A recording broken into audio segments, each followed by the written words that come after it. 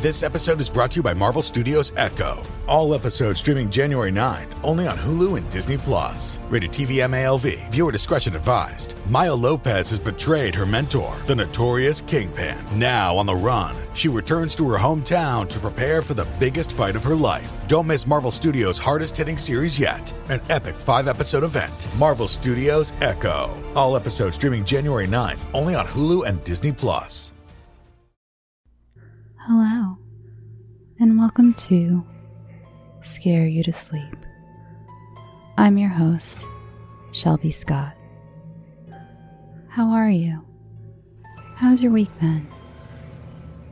Life is stressful, and I hope you can relax and let me take you away and distract you for a while, even if it is to scare you. This week, we're sponsored by Vistaprint. Also, just last week, I released a special bonus episode for my Patreon patrons. Head on over to patreon.com/scareyoutosleep to listen. You've heard of guided meditations. Well, this is a guided nightmare. Become the protagonist of your own scary story, narrated by me. Now, we've got 3 stories of people who stick their noses where they don't belong and suffer the consequences. Up first is a fantastic story by Jeremy Shaffer. He has a story about a grandma who is not one you'd want to go over a river and through the woods for.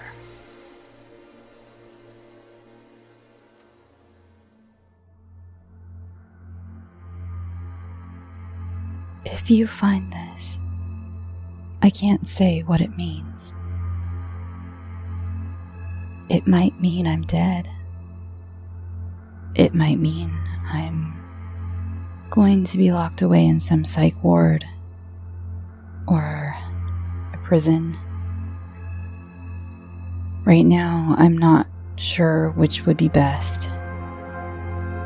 Either way, I have to ask you to do something. It'll sound crazy, so I'm going to tell you the background first. I doubt it'll sound any less crazy, but it might convince you to do as I ask. I moved here nearly a year ago. It was an odd thing. I was born in another city in another state, but this neighborhood was like coming home in a lot of ways. See, my mother was born here. In fact, she grew up in the house right across the street from where I live now. If I look out my front window, I can see the messy, ruined roof and the shattered bay window topping the turret of the old house, peeking over the overgrown trees and tall bushes. Anyway, I came here thanks to a grant and a job at the planetarium. I've loved astronomy all my life, so this was a dream come true, and in a place that held so much history for my family. My mother was happy for me, sure, but when I told her where I would be living, her enthusiasm weakened a lot. I really should have considered that, but I was too wrapped up in my own excitement. I could see where my mother was coming from, though. She never got along with her mother, so this area holds a lot of bad memories for her. Well, I say never. My mother was the only one of the 3 who ever had kids of her own. Neither my Aunt Kate or my Aunt Rachel married, though for different reasons. Rachel was too much of a free spirit, and Kate was almost unapproachable. My mother didn't like to talk about what it was like for her as a child. She would if I ever pried, but it was always short and gruff. However, my aunts were in my life a lot as I grew up, so I heard what their childhoods were like. Well, from Rachel anyway, I never got a chance to talk to Kate about it. Anyway, that's how I know I was taught a few things they learned from Grandma. Stuff like cooking, gardening, sewing. Knowing how to sew is my favorite skill I picked up along the way.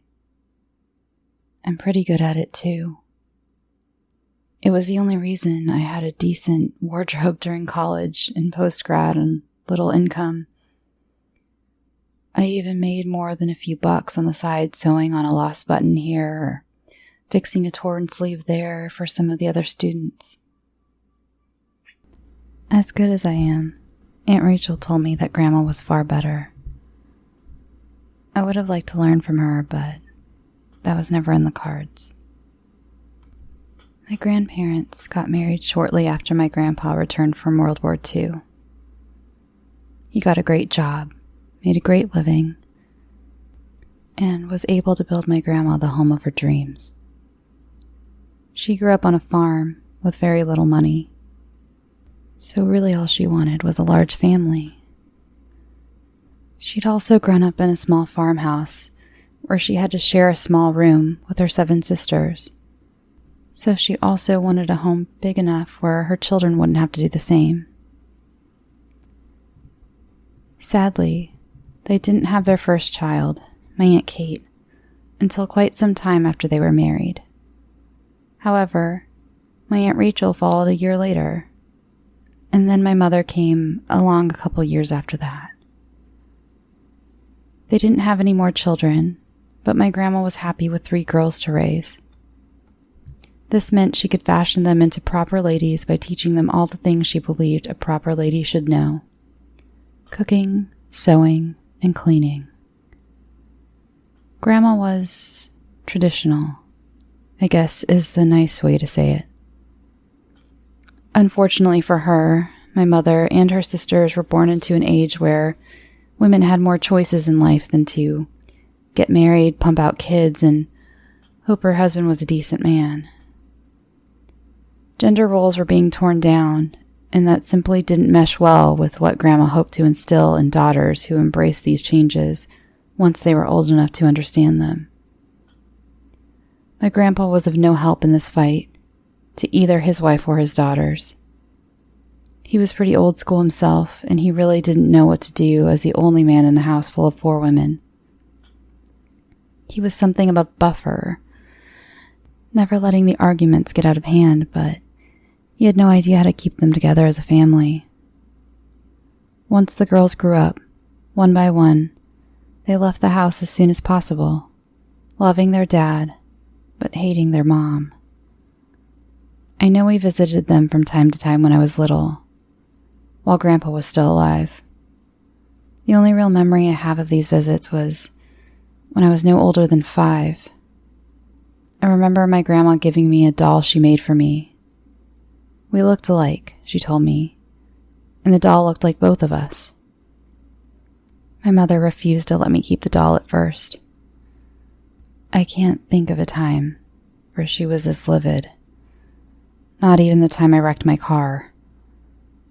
I can't remember what was said, but I dimly recall her harsh tones as my grandpa and my father talked her into letting me keep the doll. I think that was the last time we visited my grandparents.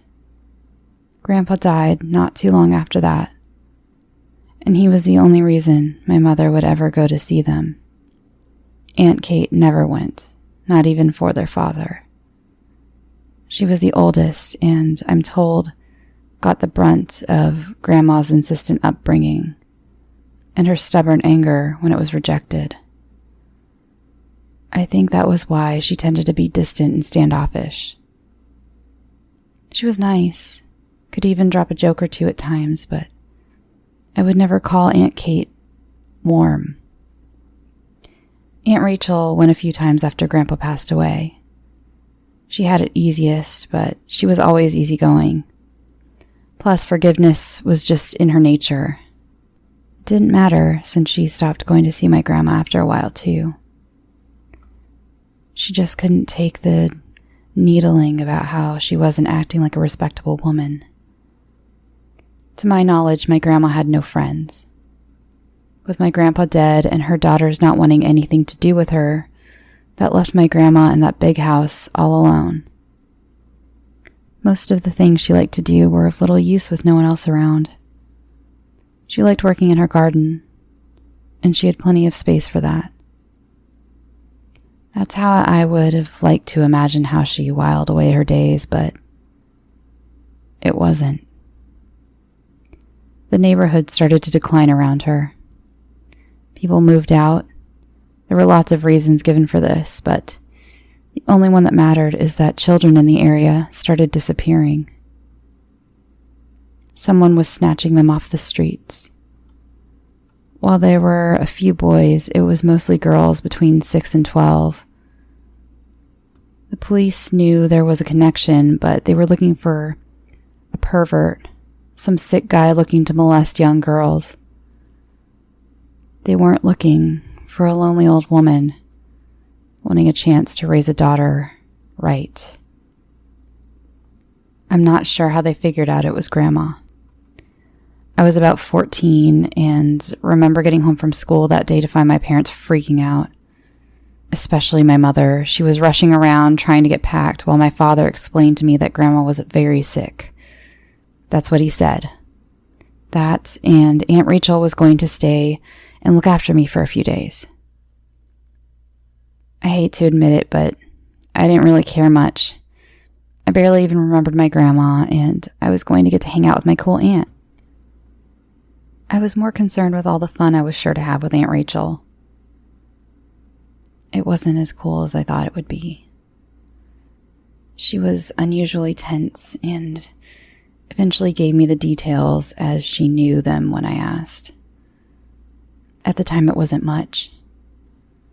As little as that was, however, it was enough to turn my stomach and make me feel glad my mother never brought me back to that house. One other thing I remember from that time, the day after my parents came home, the doll my grandma gave me was gone. It wasn't something I cared much about, but I thought it was neat and I kept it around. Later, I found it in the trash. It had been ripped apart. I probably could have fixed it, but I knew it was my mother's doing. She never wanted me to have it in the first place, and after what I heard my grandma had done, I didn't really want it anymore either. The remains of at least 8 girls were discovered in my grandma's garden, and 5 more in the fruit cellar.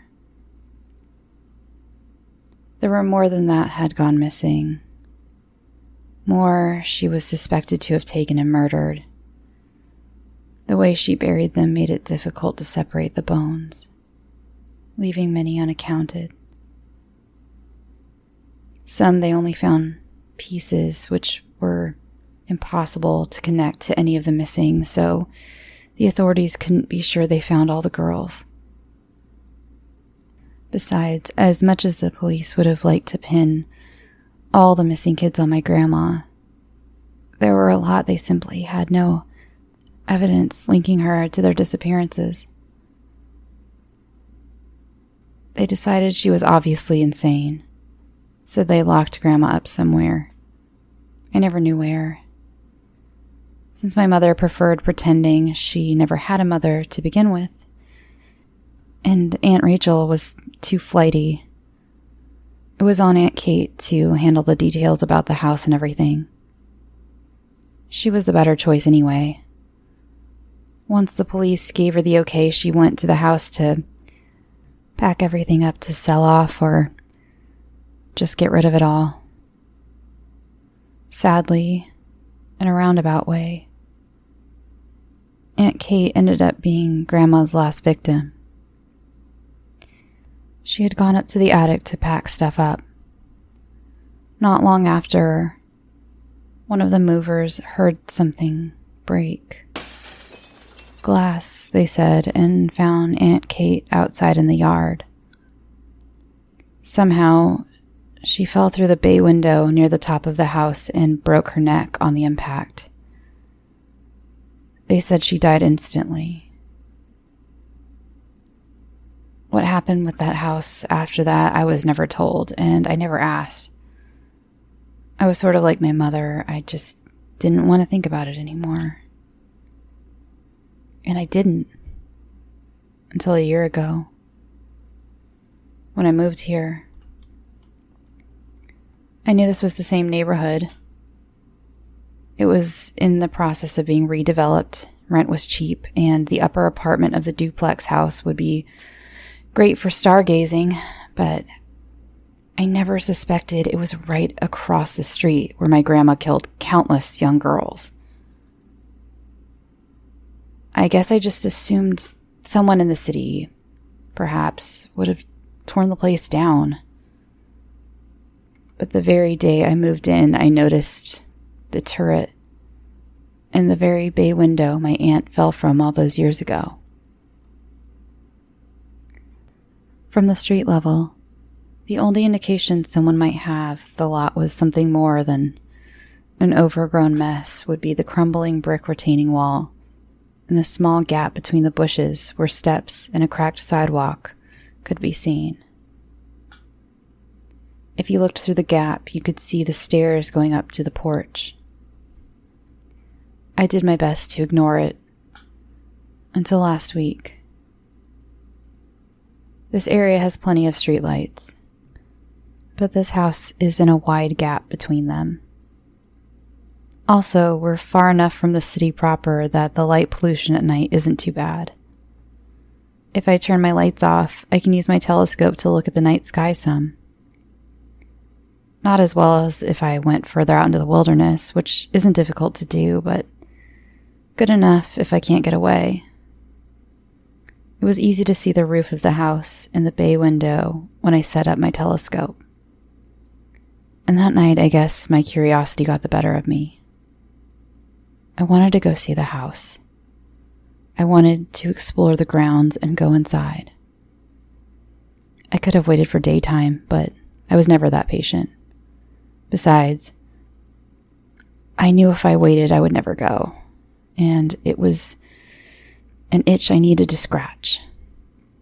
I put on thick jeans and hiking boots, grabbed my gardening gloves, another skill I loved and learned thanks to Grandma, and a flashlight.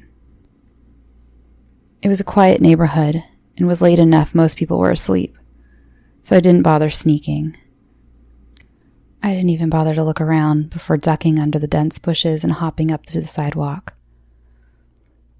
Once I crept past the tall, thick hedges, a sense of isolation came over me. It was like I stepped into a pocket dimension or something.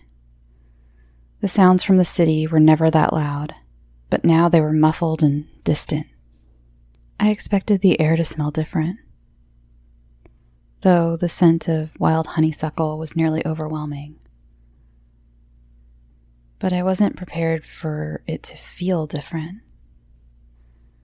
I nearly turned right around and went home, but curiosity made me stay. The grass was tall, about mid-shin, and had punched through the concrete of the sidewalk in places. Looking further, in the pitch black of the night, with its sagging terrace, rotted siding, and empty windows, the house looked organic. The fossilized remnant of a prehistoric colossus. I vaguely remembered it being big and bright, but those were fractured childhood memories.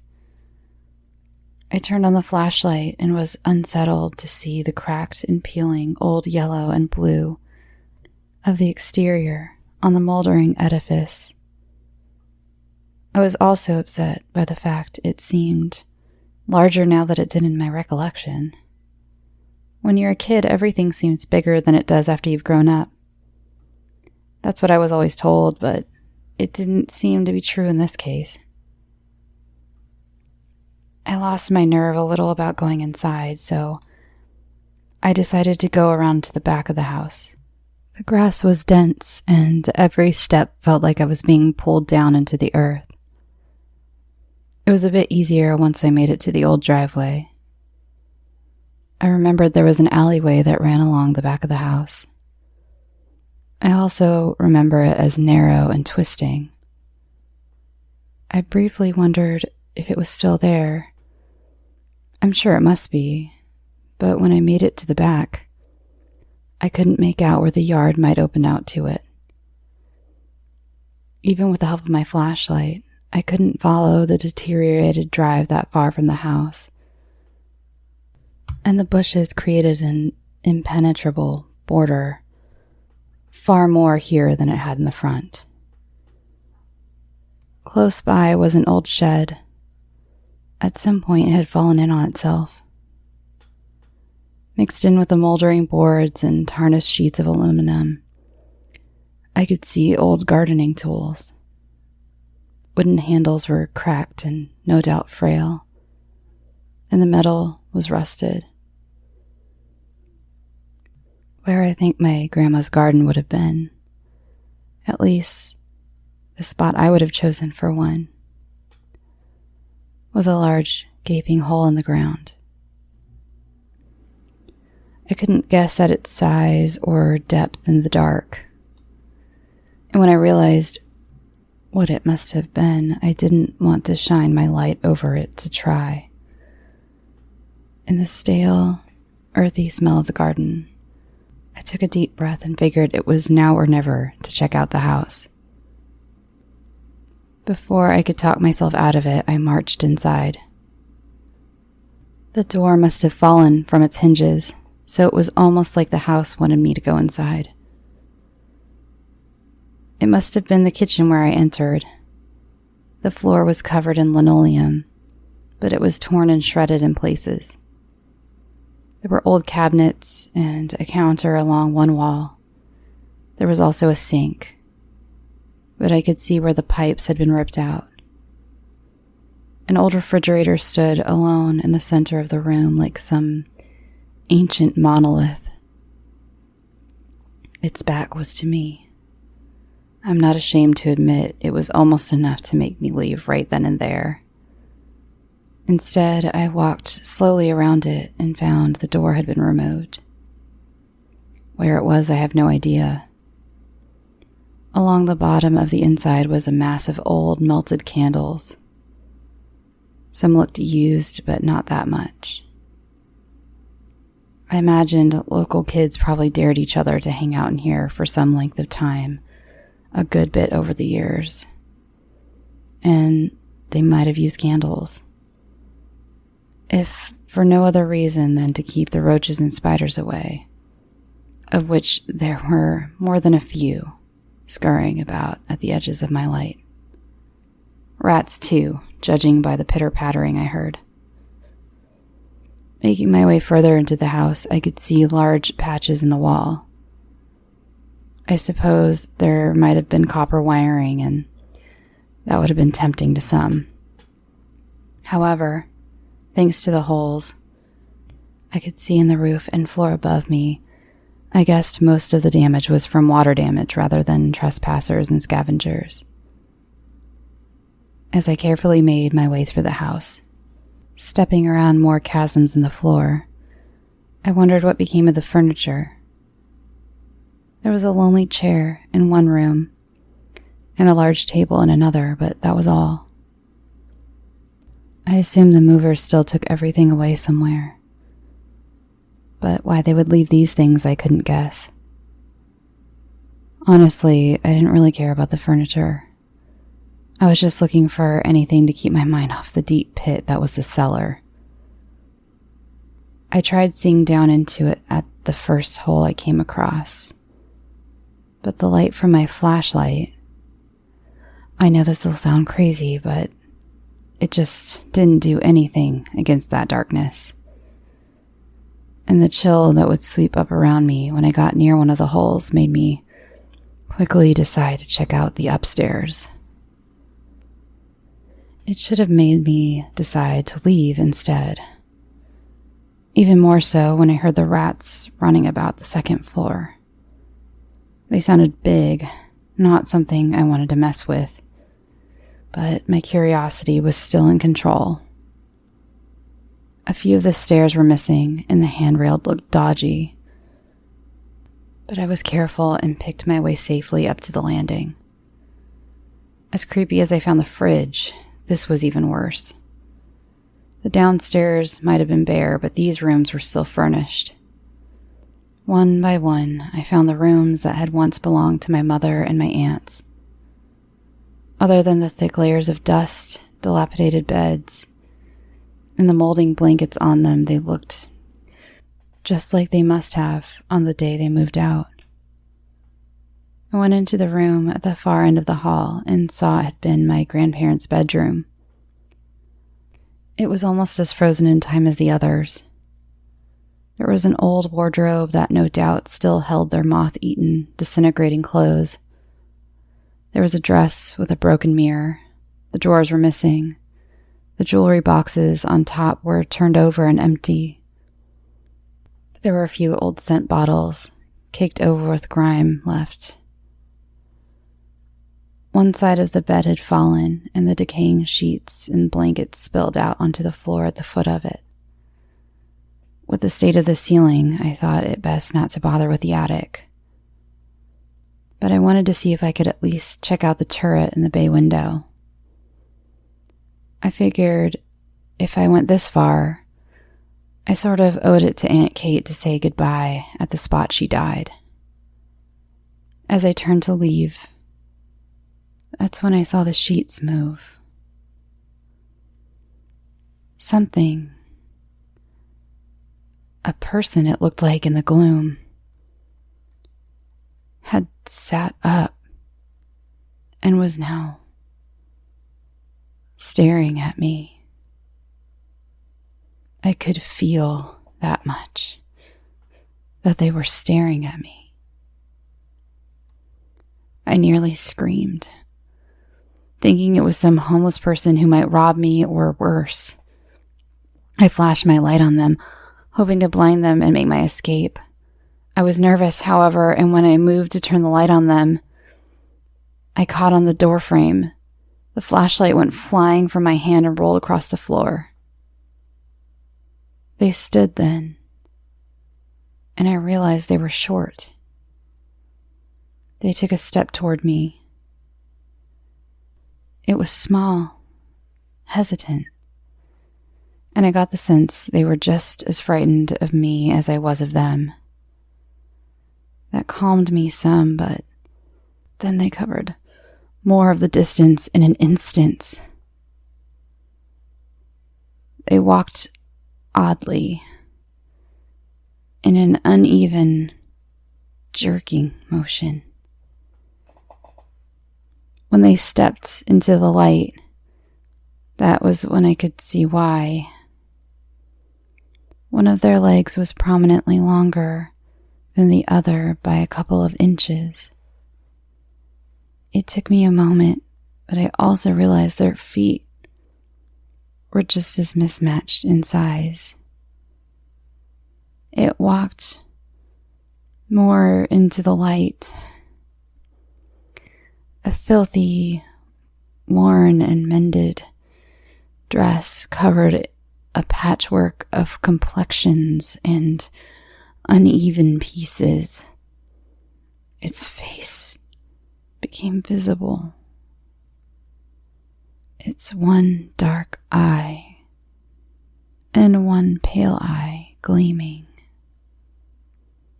It smiled, crooked and happy, with its deformed jaw. I could see the stitchwork on its face and body where it had been mended and tacked together. The hair on its head was several different textures and colors, and I remembered then all those girls my grandma had taken. She was lonely and wanted a daughter she could raise right. I got that then. But what I couldn't get was why it was walking toward me right now with its arms out wide. It was just a few steps from me. One hand larger than the other and not the same color. I wanted to run. I wanted to scream, but I couldn't. All I could focus on was the perfect stitch work, holding this abomination together. Whatever spell I was under was finally broken when it spoke. In the most angelic voice you could imagine, it said, "Mommy, I missed you so much. I waited, just like you told me. I hid, just like you told me." Its fingers touched mine, tried to take hold. They felt warm and soft. "Did you miss me, Mommy?" It asked as it moved to wrap its ungainly arms around my waist. That was when I screamed and ran. I'm not sure how I made it down those rickety stairs without breaking my neck just like Aunt Kate. Oh, God, did Aunt Kate see that thing? Is that what caused her to fall from the bay window? I couldn't think about it then. I had to get out of that house. Before I knew it, I was back out on the sidewalk, across the street in my apartment, hiding in my bed like a child. I didn't sleep at all that night. I called in sick the next day, and I just couldn't keep myself away from the window. I couldn't keep myself from staring at that old house all day. When night came, I was still there, in the dark and watching the house intently. I couldn't take my eyes away from it. I called in sick the next day. But by the afternoon, I was able to return to some semblance of normalcy. I managed to convince myself it wasn't some unnatural monstrosity. It must have just been some homeless kid. That was the only rational explanation. It had to be. It just had to be. Calling the police to report them crossed my mind. But I figured if they were some runaway, they would have moved on already. Now someone knew that they were there. I didn't sleep well the next couple nights. I'd wake up with certainty someone was in the room watching me sleep. Turning on the lamp, I could see I was alone, but that didn't make the suspicion and the paranoia go away. It was better when there was light, so I left it on. A few days later, and things seemed like they were back to normal.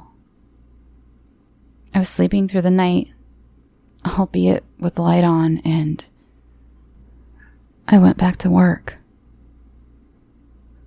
Then, last night, I saw that face at the bay window. It saw me. I know it saw me because I could see its twisted smile. It waved to me, happy to see me.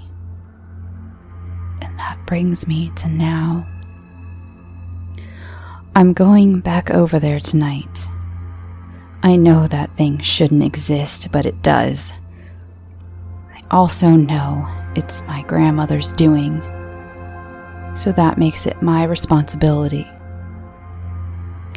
I have a can of gasoline and some matches. I think I'm going to burn the place down, with myself inside, if that's what it takes.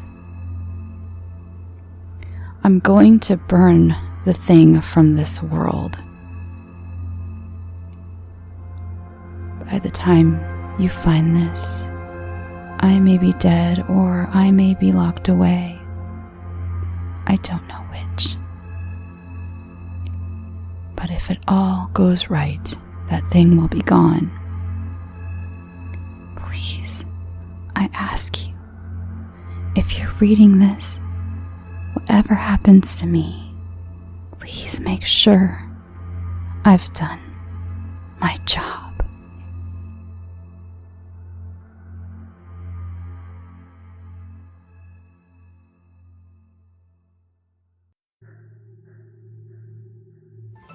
Our next story is by Kevin Bannigan. We like to bury our loved ones with little tokens to take with them to the afterlife. Things they cherished when they were alive. It's not only illegal, but considered immoral to take these things. For instance, the curse of King Tutankhamun. We all know what happened when all of his pretty things were disturbed. Well, Frank is about to learn that lesson too, in The Road to Retirement.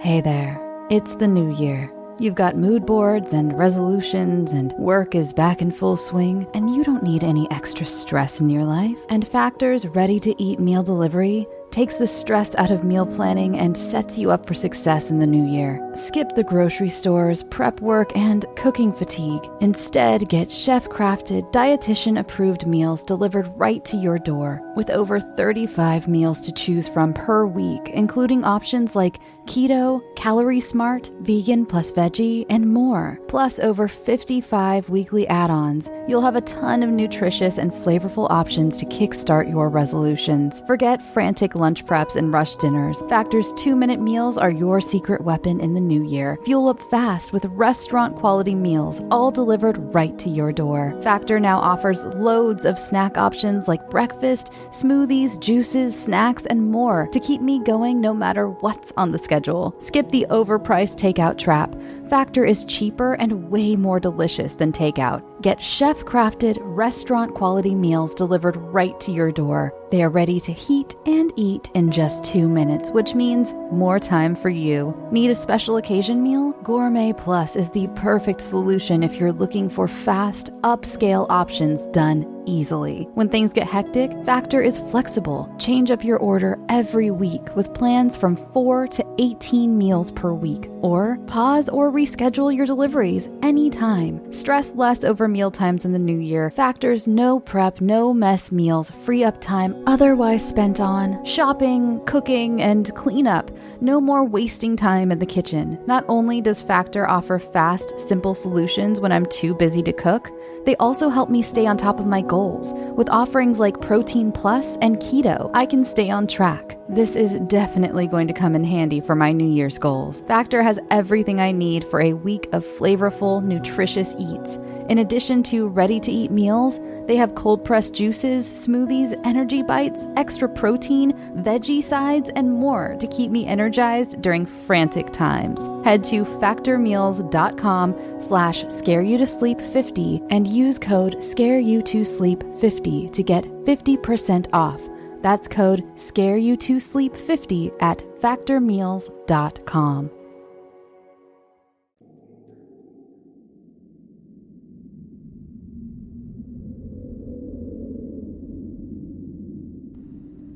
Having finally dug deep enough, Frank Willis, the night watchman, sat on the edge of the ditch and tried to catch his breath.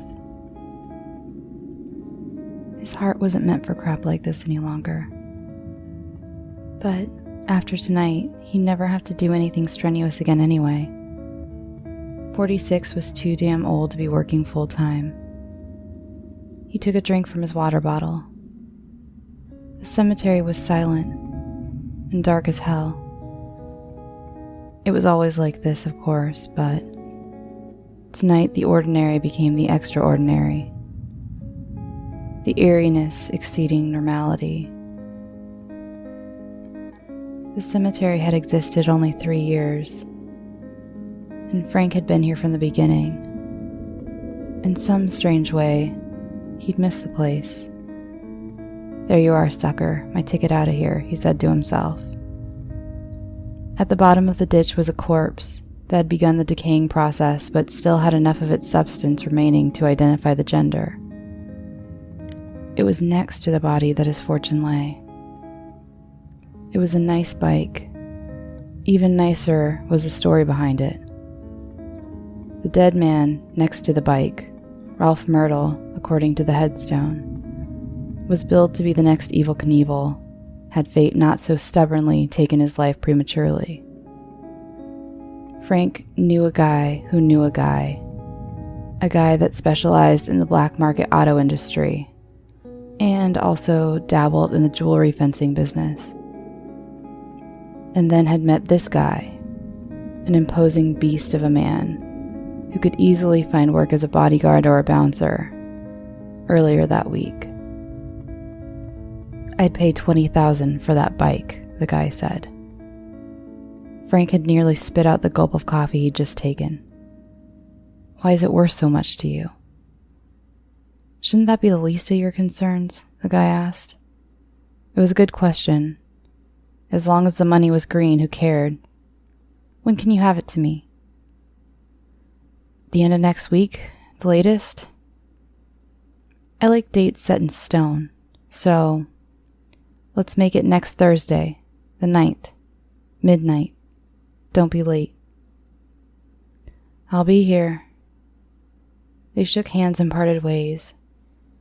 On his way home, Frank thought maybe he should have asked for a deposit, but the notion quickly seemed silly.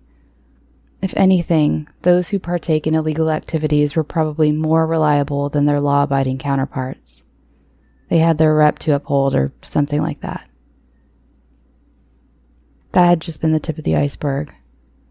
Initially, he planned to dig up the bike, drop it off, drive back home in his pickup, drop off his 5-figure bonus, then hurry back to the cemetery, where he would call the police and report the theft of Ralph Myrtle's bike. He would ask the chop shop guy to slug him in the face a few times to help make the story of his being overpowered believable. But his mind had apparently grown legs, for his imagination ran with no regard, like a dog in pursuit of a rabbit. Frank hopped in the 6-foot ditch and slid one end of the rope through the front tire's spokes, tying a fisherman's knot as best he could. Now came the hardest part. Would he be able to pull it out? He really didn't want to use the hitch on his truck to pull it out. He stretched, pumped himself up, and gave it a valiant tug. The bike budged, and began to lift slowly. By the time he thought to position himself so the tires would roll up the side of the ditch, he had pulled the motorcycle out of the hole using nothing but gritting teeth, grunting, and the thought of how screwed he was if he didn't complete his mission as his motivation. The back tire cleared the edge of the ditch and made it to safe ground. Frank collapsed and lay on his back, smiling and taking short, rapid breaths. A sudden sound very close to him made him sit up. The black cat who hung around the cemetery every night stared down with glowing green eyes. Frank had never been much of an animal lover, but he'd grown to like the cat's company over time. He reached out. "You gave me a little scare, Muffy." The cat meowed. "I gotta do something, but when I get back, I'll see what I can find for you to eat." He looked at his watch. 11:50. Perfect. With his backpack stuffed full of thousands of dollars worth of jewelry, it was incredible what people buried their loved ones with. Frank hopped on his $20,000 bounty and rode towards the payoff point, leaving some 50 graves exposed. The saying about never forgetting to ride a bike once you've learned proved untrue. Frank hadn't ridden a motorcycle since his early 20s. He made it maybe 10 yards before he almost lost control and the cycle stalled out. "Damn machine," he muttered as he picked himself up and brushed the dirt from his pants. It was 11:54 as he pulled into the highway. The street made for much easier riding. Under 2 miles of straight, smooth cruising and he'd be there. The approaching light went from green to yellow to red in a flash, and Frank nearly lost control again as he slammed on the brakes. At this time of night, he probably could have blown by, but the possibility of getting pulled over made him stop. 11:56, and his destination so close. He looked at the red light. Come on, turn, you bastard, he thought. The sound of a motor from behind made him check the rear view and turn his attention forward again, faster than a husband whose wife has just caught him checking out a much prettier, much younger girl. Shit. The cop pulled into the lane on his right. Frank tried to keep from doing anything remotely suspicious. The police car edged forward as if to make a right and then stopped. Before he was able to stop himself, Frank glanced over at the cop. He gave what he hoped was nothing more than a "how's it going" type nod. But the cop wasn't paying attention to him yet. He was staring intently at the stolen bike. Frank stared ahead again. Still red. To his right, a throaty voice said, "Been thinking about getting me one of them. How long you had the bike?" Something in the officer's tone helped him settle down. The guy knew nothing. I've had it for a while, but still feels like I just got it." The cop nodded and smirked. "How much you pay for it?" "Well," thought Frank, "I just pissed away my job. I'm risking my freedom, and ironically, I'm jeopardizing my immediate freedom for eternal freedom." He'd cleaned out his bank account earlier, a very nice chunk of change, thanks to his mother instilling slim spending habits, and figured the money he'd make for the bike and all the jewelry would easily hold him over for a long time. If the time came when he needed a job, he'd pick up something simple, whether it be in Brazil, Bangkok, or Bermuda. Let's put it this way. It cost me my marriage. The cop chuckled. The light had turned green already, but only now did the man who had the power to put him in prison disappear around the corner. Frank breathed a sigh of relief and looked at his watch, which at that second turned from 11:57 to 11:58. He got the bike to 50 in a matter of seconds, and only then realized the cop either ignored or simply didn't notice his lack of helmet. Sometimes it's better to be lucky, he thought. Frank pulled around the back of the building. Without bothering to check his watch, he approached and knocked on the red door. It could only be opened from the inside, and only then, if he didn't make a mistake during the knock.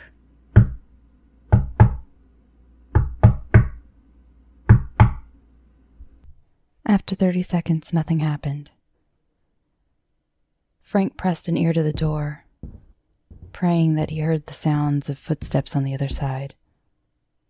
The heavy door popped open and smashed into his ear. He had no time to dwell on it, though, because the large man immediately said, "You're late," and proceeded to slam the door closed again. Oh shit, he thought. As he went to rap his knuckles again, the large metal loading door suddenly began to rise in a strain of rusted metal that was painful to hear. Besides the large man was an older, much more normal-sized gentleman. Apparently, the man practiced better manners too, for he approached Frank and shook his hand, introducing himself as Mr. Fence and chuckling.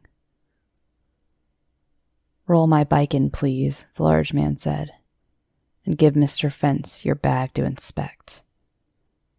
Though Frank usually wasn't one to take crap, he made an exception. For 20 friggin' grand, he'd roll in sewage while wearing a dress and singing a lullaby.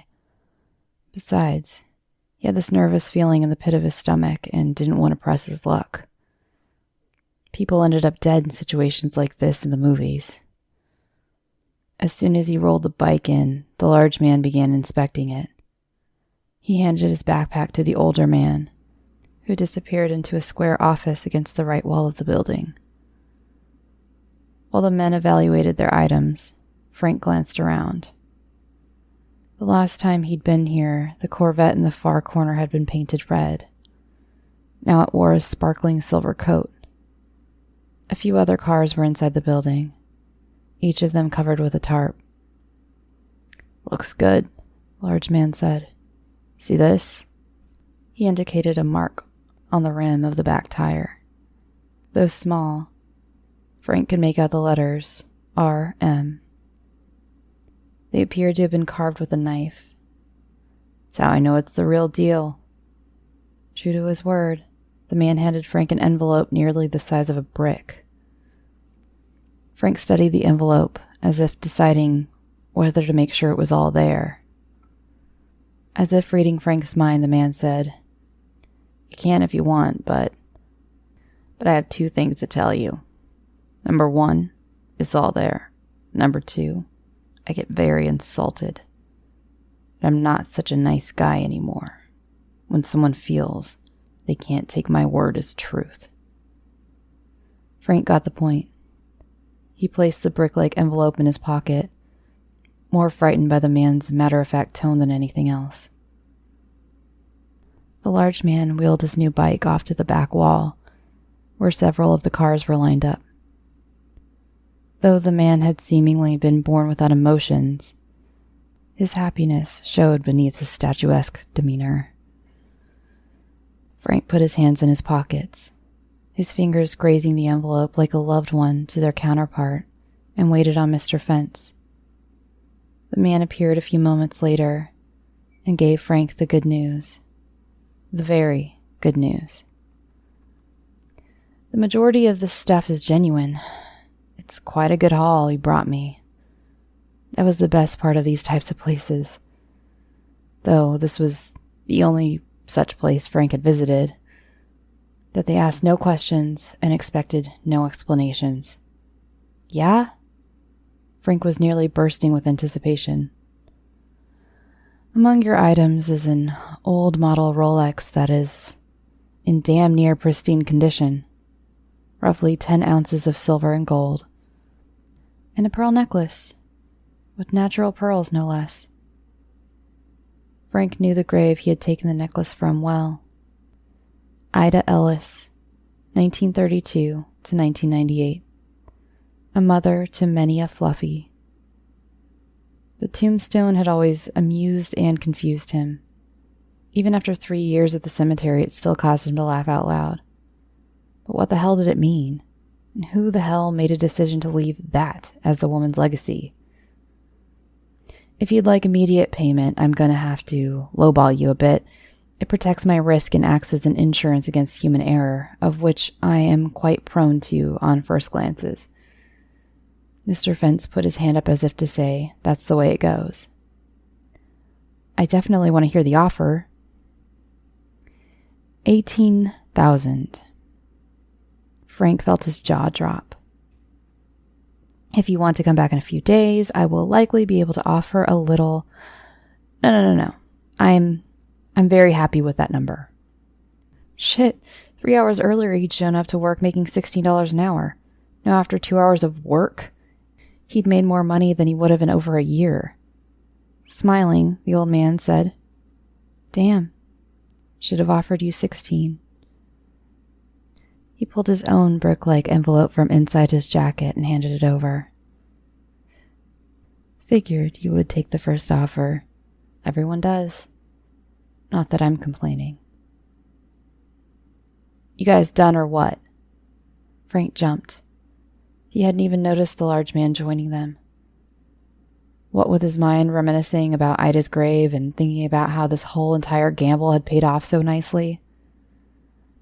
"Yes, we've finished our business," the old man said.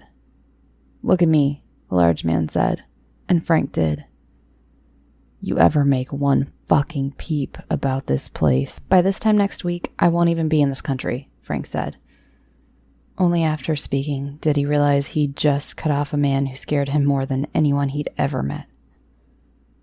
For a few seconds, the large man remained silent. Finally, he said, You're lucky you brought me my idol's motorcycle. Now beat it." Just in case Frank didn't get the message, the man threw a thumb over his shoulder. Frank nodded and thanked them. The world seemed different after hitting the jackpot. The light breeze felt better. The air seemed a bit cleaner as it was sucked through his nostrils. Not many people get to experience this feeling. Frank didn't envy them one bit. The 20 or so minute walk back to the cemetery would go by in no time. So many things ran through his mind. His stomach was still a bit queasy from before he entered the chop shop. He'd been worried that he was set up to be robbed, going there alone at midnight based on a promise of riches. Barbados, Paris, Ireland, 100 other places. He had enough to visit any one of them whenever he pleased. He already planned to start with a nice little vacation in Costa Rica. He'd figure out the rest while sipping on a martini on the beach. His suitcases were packed and waiting for him in his living room. About 2 minutes before he reached the cemetery, he saw the last thing in the world he wanted to see: a police car. It was approaching from the opposite side of the street, his face and the headlights of the vehicle facing each other. The only option was to put his head down and continue walking. The car was close enough that if Frank attempted to run or hide, he would be noticed and then pursued. To hope that it wasn't the same officer as before, and if it was, then to hope that the officer didn't recognize him when he wasn't sitting atop a motorcycle. The car was moving slowly, obviously doing nothing more than routine patrol. Frank took a deep breath as he and the car crossed paths. They made it past each other. Frank could perfectly envision the voice behind him yelling, "Hey, you!" He counted his steps, finally glancing back as he reached 25. The car could still be seen, but was far enough off in the distance that he felt safe. It's never easy, is it? He thought. The cemetery came into view a moment later. Bet no one's ever been so happy to see a bunch of tombstones, he said to the night. Before hopping into his pickup truck, Frank surveyed the damage. No doubt he'd left his mark on his former place of employment. 50 or so graves out of 160 had been unearthed, and only that few because Frank had needed to make his midnight deadline. This was the greatest fuck you that any underpaid and overworked employee had ever given a boss. It was almost worth risking his freedom to stick around and see the look on Mr. Murray's fat face. "Goodbye, you shitty place. I hope when my time comes I'm far, far away from here. And I'll gladly be cremated, thank you." He thought. That felt so good. As Frank twisted the pickup's key into its door, something wrapped around his ankle. He wasn't frightened at first, just confused. There was enough time to say, "What the?" Or he was pulled forward, his ass hitting the ground hard, and subsequently his whole body being pulled beneath his vehicle. Something had grasped both his ankles and was pulling him underneath the truck to the opposite side. But there's never been another human at the cemetery during these hours, barring one single incident where he chased a young, love-struck couple from the grounds. So the only thing that could be pulling him was... Frank quickly raised his head to identify his assailant, but his forehead collided with metal and he was momentarily dazed. By the time he shook the stars away a few seconds later, he was nearly out from underneath his truck. He began kicking wildly at the attacker. His foot hit something hard. A face, he assumed. He heard a grunt of aggravation and was free for less than a second before 2 more hands had grasped each of his ankles. With one on each leg, Frank was helpless and couldn't stop himself from being pulled out into the open. The one he kicked removed his still-fleshed hands from his face. It was the man he'd robbed of his prized motorcycle. Frank could feel his eyes bulging in their sockets, but he didn't notice the involuntary murmurs of fear that came from his lips. The 2 who had dragged him out released his ankles, and 2 more from behind grabbed him at the elbows and stood him up straight. "Please," he begged. I'll get everything back, I swear." Tears began to fall from his eyes. Don't do this. Please don't." He was silenced by a slap from Mr. Myrtle. The dead man's eye sockets were blackened, his face caked with dirt. The dark brown soil was quite a contrast with his pale white cheeks. I swear I'll get your stuff, all of it. Please leave me alone." Frank might have struggled if his body hadn't been frozen by fright. This couldn't be happening. It just fucking couldn't be real. Ralph Myrtle came face to face with Frank, and just how real this all was flooded throughout him. He twisted his head sideways, like an alien trying to understand what a human's words meant. Frank tried to beg, but his lips shook so badly that speaking wasn't possible. Finally, the motorcycle man, obviously the one who'd lost the most tonight, and therefore the leader by default, looked at his fellow victims of theft and pointed a finger to somewhere behind Frank, somewhere in the cemetery. The hands on his arms clamped tighter, and yet another cold pair of hands chilled the back of his neck as they grasped the collar of his jacket. They began to drag him backwards, his heels failing to dig into the dirt and stop their progress.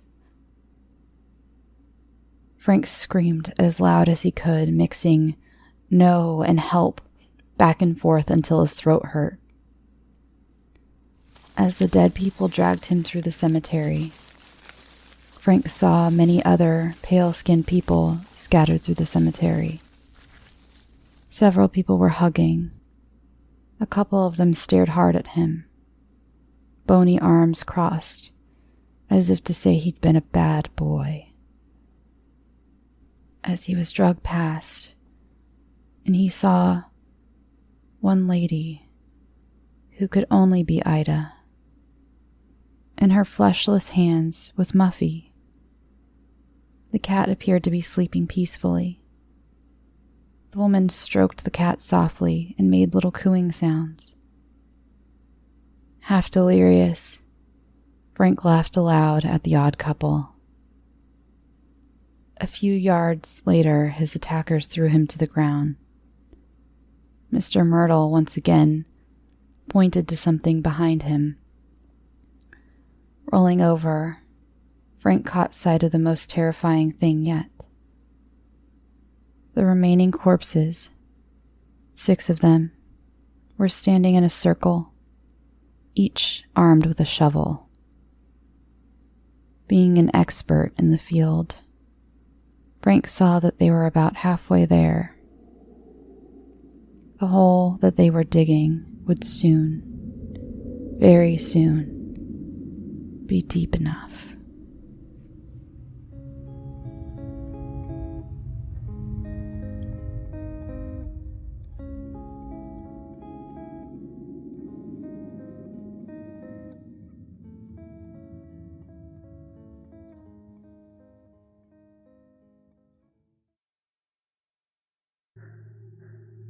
Our last story of the night is from frequent scarer, Wellington Hutslar.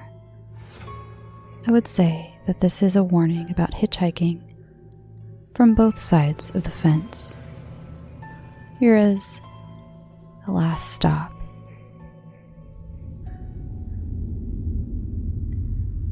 The wheels of the car bounced on the dark, dirty road.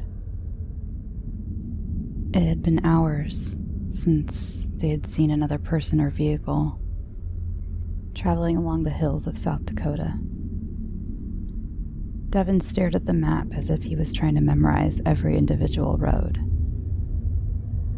If we take the shortcut near Sternwood, then we'll get to Serena a few hours earlier. Rick better not fuck us on this job like he did last time. I'll kill him, Clark grumbled. Relax, I worked it out with him. He's gonna compensate us for last time. Just stay. Hold on. Do you see that? Clark pointed forward. Up ahead in the darkness, they could see a figure getting closer. It was a woman. She was young, small, and carrying a backpack. Well, what do we have here? Devin asked. The car slowly came to a halt right next to her. Devin rolled down his window. Hello there. What are you doing out here by yourself at this hour? Do you need help? Devin asked sweetly. She quietly crept closer to the window and tried to confidently say, I'm just trying to head west. Devin exchanged a glance with Clark before looking back at her. Well, feel free to hop in the back. We'll take you as far as we can. She nervously scanned them and their car. They were driving a fairly new green Ford. Devin was a skinny, weasel-faced man with dark hair, but kind of handsome. Clark was a large mass of flesh with a buzz cut, an ugly face that wouldn't look at her, and a pinhead. She looked up and down the isolated road she had been walking on, and then timidly climbed into the back seat. Clark steadily lowered his foot onto the acceleration. Devin looked back at the girl and smiled. So, what's your name? Why are you going west? My name is Molly. I'm just looking to get away. Maybe become an actress? Devin chuckled. We've heard that before. Clark and I have met all kinds of people over the years, haven't we? Devin happily turned to Clark, but all Clark added was, Sure. I'm Devin, by the way. He offered his hand to Molly. She delicately shook it and asked, What do you guys do exactly? Bit of this, bit of that. We travel the country and take whatever jobs come our way. So, like, painting or... Sometimes. Devin's gaze started at Molly's bare legs, worked its way up her tight body and ended on her petite breast poking through her shirt. She started to get visibly uncomfortable. How old are you, Molly? I'm 17. Devin gave a pleased, before asking her, So, you a virgin? Molly's face went from nervous reservation to a horrified shock. Devin belted out an obnoxious laugh and slapped her on the knee. I'm just fucking with you. Why are you so nervous? I think I'd like to get out. Molly pulled at her car door, only to realize the child locks were on. She could see the charm and warmth in Devin's eyes change completely. Now, why would you want to do that? It's dangerous out there. Lots of lunatics. But you're safe with us. His happy-go-lucky attitude had been dulled down to a calm monotone. Molly frantically pulled at her car door. "Please, I just want to get out." Clark turned back to her and ferociously screamed. "Oh, shut the fuck up!" He faced the road again, but kept his eyes on her with the rearview mirror. "I swear to God, I'm going to pull this car over right now. I can't stand listening to sluts like you beg." Molly banged her fist on the car window and screamed. "Help me! Help!" "Enough!" Devin shouted as loud as he could and pointed his pistol at Molly's face. She stopped immediately. It hadn't been that quiet since before she got in the car. "Let's all just take a breath, okay, Molly? I wouldn't like to ruin your pretty face or dump that lovely body of yours in a ditch. It would rob the world of something beautiful. So how about you just calm down and do as we say? We've let people go before when they were good." Molly's eyes grew red and puffy as she muttered to herself, "I just want to go home. I just want to go home." Clark tightly gripped the wheel as if he was trying to rip it off. "If this bitch doesn't shut her fucking mouth." Devin patted Clark on the shoulder. "Ease up, big guy. I think she's starting to accept it." Clark brushed off his hand. Devin lowered the gun and smiled to himself while he listened to Molly sniffling. It wasn't always this easy. Her crying was the only sound in the car for a few moments. "What do you think Janine would say?" Devin blinked and took time to register what she had said. "What was that?" He looked in the back seat and saw she was no longer crying. Her eyes were completely clear and staring deep into his. He was briefly startled by the surprise. "If Janine was in this car, do you think she'd approve of what you're doing?" He recollected himself and smugly called her bluff. "What are you talking about?" "It must have hurt." She tilted her head with a sad expression. "Being dumped? You may have wondered if it was your baby dick, or that you're a loser with no aspirations. But we know. It was both." Devin's jaw was stuck open.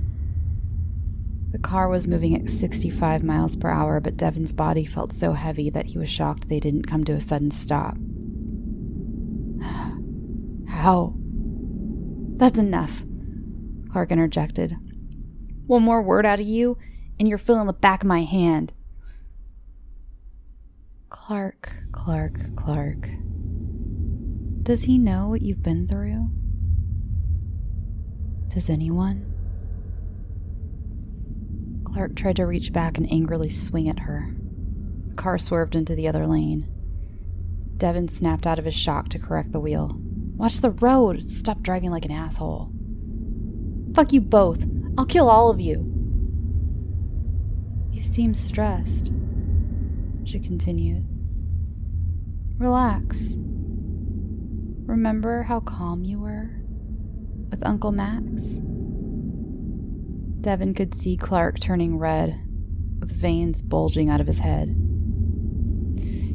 "You don't know what the hell you're talking about. Shoot her!" he roared. Spit launched onto Devin from Clark's angry, frothing mouth, but he couldn't bring himself to do anything else aside from listen to her. "It's okay to like it.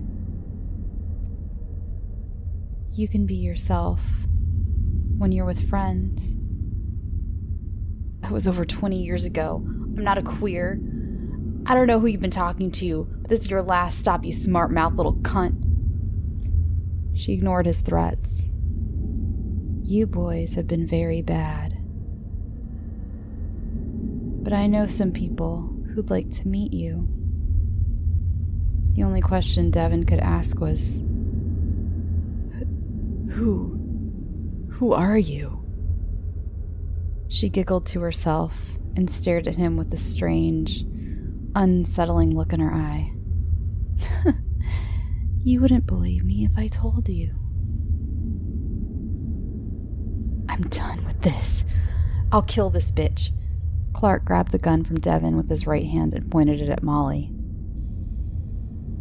She gripped his hand and crushed it like tissue paper. His bones crunched and poked through his skin while he howled in pain. With the remaining nerves in his hand, he pulled the trigger and fired a bullet through the back window. Glass flew throughout the car. From the desk of Sergeant George Hartman of the Black Oak PD. A green 1992 Ford Tempo was located sitting on the side of the highway about 9 miles away from the city. The car was sat, perfectly parked and in pristine condition. No sign of damage or disturbance located in or out of the vehicle. Upon searching the license plate, we discovered it had been reported stolen 2 months ago by one Philip Tuttle of Brookbridge, Massachusetts. The car will be on its way back to its owner, ASAP. Thanks for listening. I didn't mean for this episode to be extra long, but what the heck, you deserve it. I hope I could distract you from life's woes for an hour. I wanted to remind you to join the Facebook page. Moderator Maddie sets up an episode thread each week where spoilers are welcome so you can fully discuss each episode. I know we've had some ambiguous endings around here, so tell us what you think happened. You can also follow the show on Twitter and Instagram at Scare You to Sleep.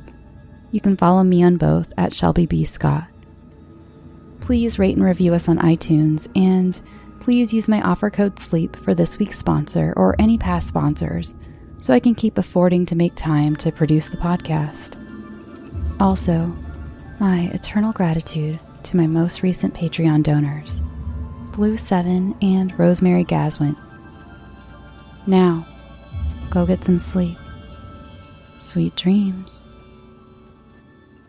Do you feel depressed and listless? Do you find social interactions exhausting or terrifying?